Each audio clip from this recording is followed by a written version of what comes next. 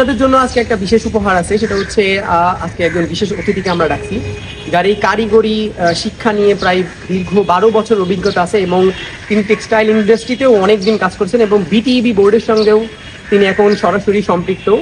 Even BTEB বোর্ডের syllabus যে তৈরি করে প্রণয়ন কমিটির তিনি একজন সদস্য।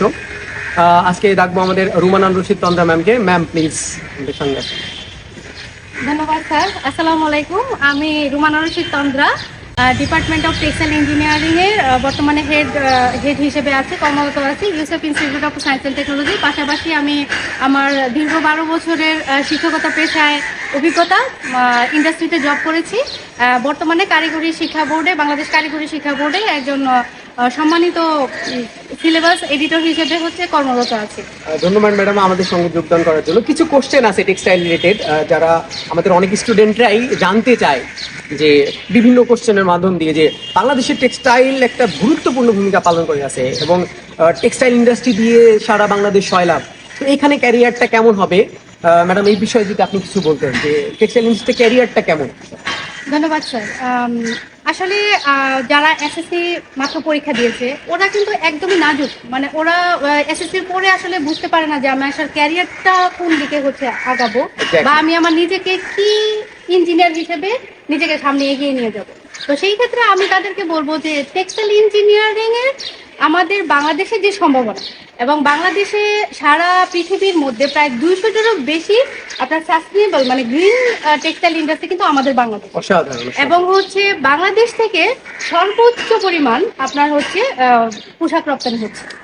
তো বলা যেতে পারে যে টেক্সটাইল ইঞ্জিনিয়াররা যারা ডিপ্লোমা করে বের হচ্ছে, তারা কিন্তু ডিপ্লোমা করার আগে মানে যখন ইন্ডাস্ট্রিতে যায় আপনার ইন্টার্নশিপ করার জন্য, তখনই কিন্তু ওদের জব হয়ে যাচ্ছে।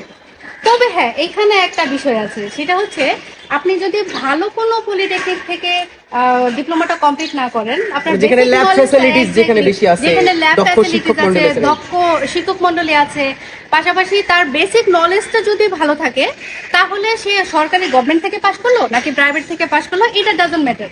এটা ডিপেন্ড করে যে ওই ছেলেটা, আমি যে ছেলেটাকে হায়ার করছি টেক্সটাইল ডিপ্লোমা ইঞ্জিনিয়ার হিসেবে, সে কতটুকু তার বেসিক নলেজ আছে, সেটার উপর ডিপেন্ড করে কিন্তু তার জব হয়ে যাচ্ছে। ওকে, ধন্যবাদ ম্যাডাম। আরেকটা গুরুত্বপূর্ণ ইনফরমেশন হলো, সেটা হচ্ছে যে এখনকার আমাদের বাংলাদেশের যে প্রেক্ষাপট, সেটা দেখতেছি যে দেশের বাইরে প্রচুর মানুষ পড়তে যাইতেছে।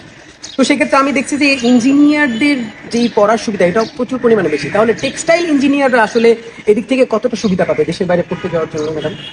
অবশ্যই, কারণ টেক্সটাইল সারা বিশ্বে আমাদের যে বায়াররা সবাই ইউরোপিয়ান কান্ট্রি, তারপরে ইউরোপ, আমেরিকা, তারপরে এই ধরনের আপনার চায়নাতেও আমরা চায়না যদিও নিজেরাও এক্সপোর্ট করে, পাশাপাশি আমরাও কিন্তু চায়নাতে করছি।